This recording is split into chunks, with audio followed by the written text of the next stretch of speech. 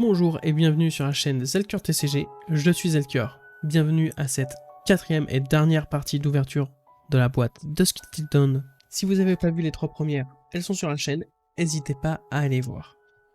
Je vais sortir ces boosters et je vais vous couper ça au montage, ça va être un peu long. Alors, quand j'ai sorti les boosters, j'en ai vu 2 pillés comme ça. Donc, un ce sera le premier, un ce sera le dernier. On sait jamais. Si jamais il y a des dingueries dedans. Et ils étaient pas tous dans le même sens. C'était un peu bizarre ces derniers boosters quand même. Bon, commençons sans plus tarder par ce premier booster plié. J'espère que ça n'a pas plié des cartes. Hein. Enfin, plié non, mais j'espère que ça n'a pas imprimé. Que j'aurai pas de misprint ou quoi que ce soit. Plutôt full légendaire, fable, tout ça. Hop. Allez, on va commencer cette vidéo par un éclairer la voie.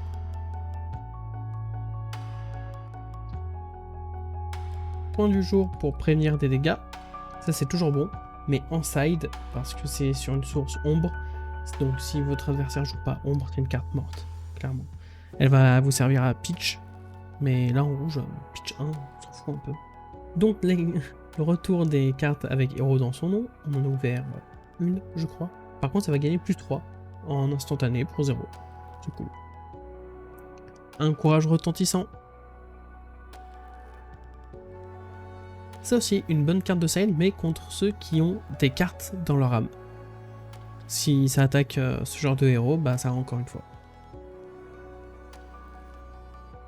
Là c'est très brut, si on abonne une carte avec au moins 6 de puissance ce tour-ci, ça va gagner 1 de plus. Ça va passer à 8. On aime bien taper à 8. Une action ombre. Choisissez une carte action d'attaque dans votre zone de bannissement, elle gagne plus 3 d'attaque. On apprécie taper plus fort encore une fois. Et on est déjà à la foil, enveloppé par les ténèbres, une rare. On aime bien les rares foils. Pour 1, avec encore une fois, on va créer un jeton Chantrune. La prochaine carte action d'attaque avec laquelle on utilise Portail Runique, ce tour-ci, elle va gagner plus 2 en puissance. Et vu qu'on crée un Chantrune pour utiliser Portail Runique, le 1 qu'on paye, on le paye pour l'action de la zone de bannissement au final. Donc en soi, c'est pas mauvais, hein, franchement. Au niveau du foil, par contre, qu'est-ce que ça donne? Un foil vraiment très discrète de partout. Généralement, il y a une zone qui ressort. J'aime bien, ça change. Allez, on commence les rares, du coup. Brise-mur. On finit par un équipement générique de tête. Je ne savais pas qu'il y avait des cartes génériques dans cette extension. Donc, maintenant, on sait. Au début de notre phase de fin, on a un marqueur -1 sur cette carte. Et ça a l'armure cassante. Ok, donc c'est celle qu'on va utiliser tout au début, d'où son nom Homme du Front. D'accord, et bah c'était un booster pillé, mais sans rien dedans. Enfin, il y avait un équipement, et moi j'aime toujours bien les équipements. C'est ce qui me manque cruellement dans mes collections généralement. Donc on passe au deuxième booster, et je ne vous l'ai pas dit avant, je vais passer assez vite sur les communes. C'est la 4ème vidéo, on a ouvert beaucoup de communes. D'ailleurs cette vidéo devrait être assez courte, je pense. Par exemple la réprimande céleste, je sais plus combien on a l'autre fois, mais clairement on a un playset de chaque couleur. Et toujours avec héros dans son nom. On n'a pas courage retentissant, on vient de l'avoir. La défense du point du jour, qui est aussi une carte de side, hein, clairement. Impact flagrant. N'hésitez pas à faire pause hein, pour lire les effets, je vais essayer de vous laisser un peu de temps à chaque fois pour que vous puissiez lire les effets. Mais clairement, je vais pas les lire à chaque fois. Celle-ci, elle est sympa. Elle tape à 5 en bleu. Donc elle tape à 7. C'est ça, à 7 en rouge. Implorer le sommet Deus. Bleu cette fois. Le revers ténébreux. On passe à la feuille, c'est ça? On passe à la feuille avec l'impact flagrant.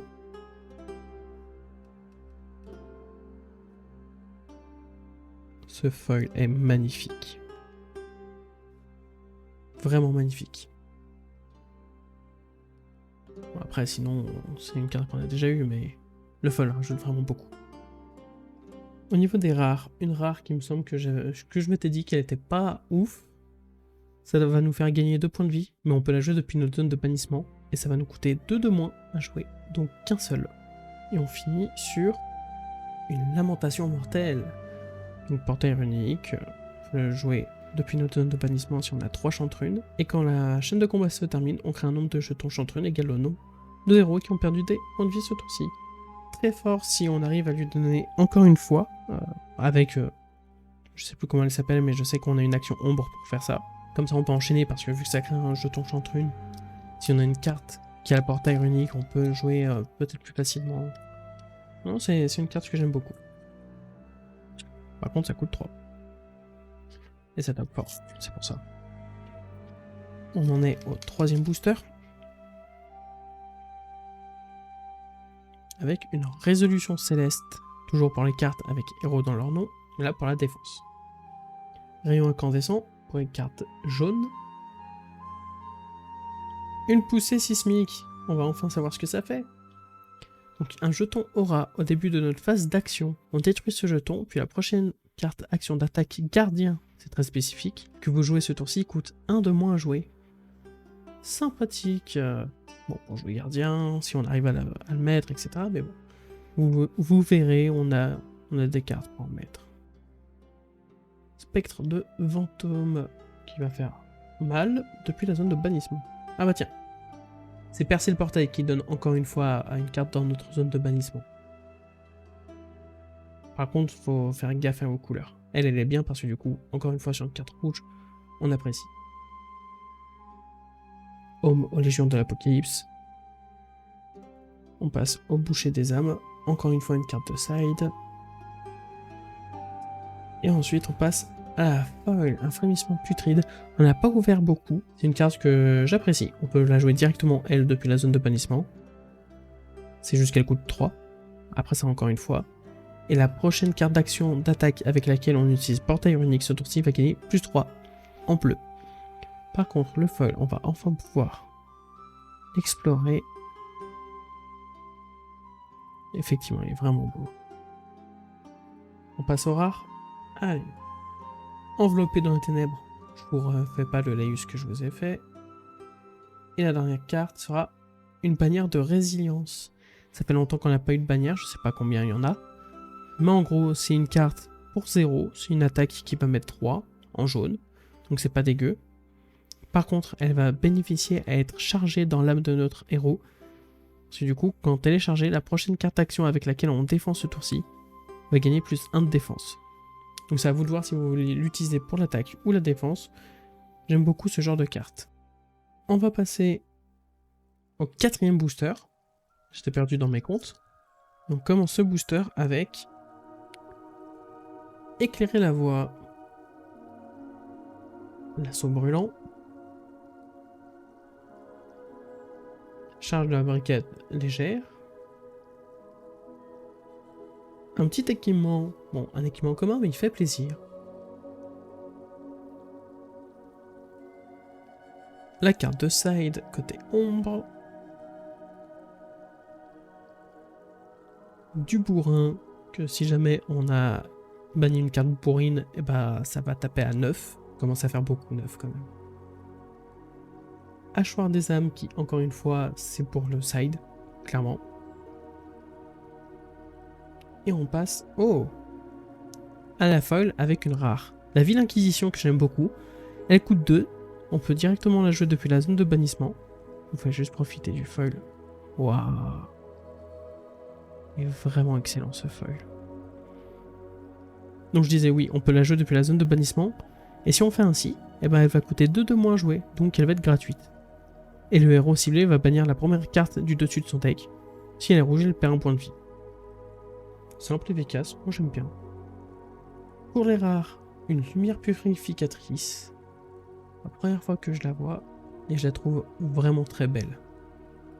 Le cadre, l'image, les deux ensemble là, c'est un vraiment très beau rendu. Et donc c'est une action de lumière qui va pouvoir vous protéger à 2, mais bon, je pense pas que ce soit son intérêt du coup. Pour 3, si une carte a été mise dans l'âme de notre héros ce tour-ci, on peut la jouer comme un instantané. C'est plutôt sympathique ça. Et on va détruire l'aura rouge ciblée. La dernière carte. Oh, une majestique. Alors si vous avez vu le récap, on l'a déjà ouvert. C'est une aura. Je vais trouver une protection et je vous la lis. Hop. On protège nos Majestic. Voilà. Donc chaîne de Méphétis. Une action aura ombre pour 0. On peut jouer cette carte depuis notre zone de bannissement. Si on fait ainsi, elle entre dans l'arène avec un marqueur malheur. Et au début de notre tour, on détruit cette carte à moins qu'on ne lui retire un marqueur malheur.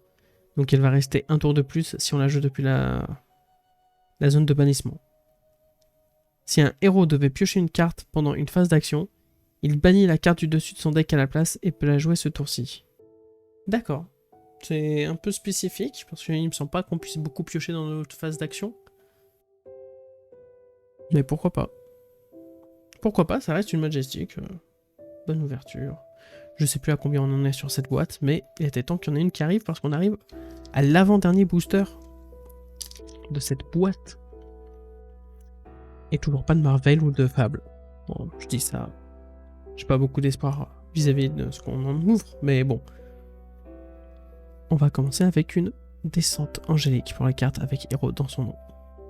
Ah, j'aimerais bien en ouvrir une autre avec héros dans son nom. Alors, une autre que celle que j'ai déjà.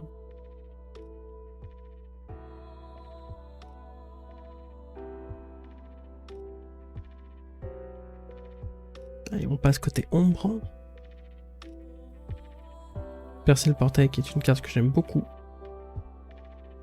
Même si je pense que pour percer le portail, on va préférer les versions jaunes ou rouges quand même. Hommage à la démolition. Un petit token, ça faisait longtemps. Un petit token chantrune, on en aura besoin. Et on passe au foil. Un point du jour foil, donc on n'en a pas ouvert. Allez, on passe au rare. Un V de valeur, de faire en sorte qu'une attaque ciblée va gagner plus en puissance. Ça se met pour 0, ça peut être joué les tours d'après, donc c'est cool. Et on finit sur, en tout cas ce booster, enveloppé dans les ténèbres, que j'aime beaucoup. Je commence à en avoir pas mal des enveloppés dans les ténèbres, j'aime bien. Moi qui veux me faire un deck ombre lame rune, ça va être assez important dans ce deck. Et on finit cette vidéo. Je vous avais dit qu'elle serait plus courte. Avec ce booster plié là. Ah là là, s'il pouvait y avoir une dinguerie. Ne serait-ce qu'une Majestic, en vrai je serais content. Pour bien finir la vidéo. Généralement le dernier booster on est toujours un peu déçu, c'est la fin. Il n'y a pas forcément grand chose d'exceptionnel dedans. Mais bon, on peut toujours rêver. Un rayon incandescent.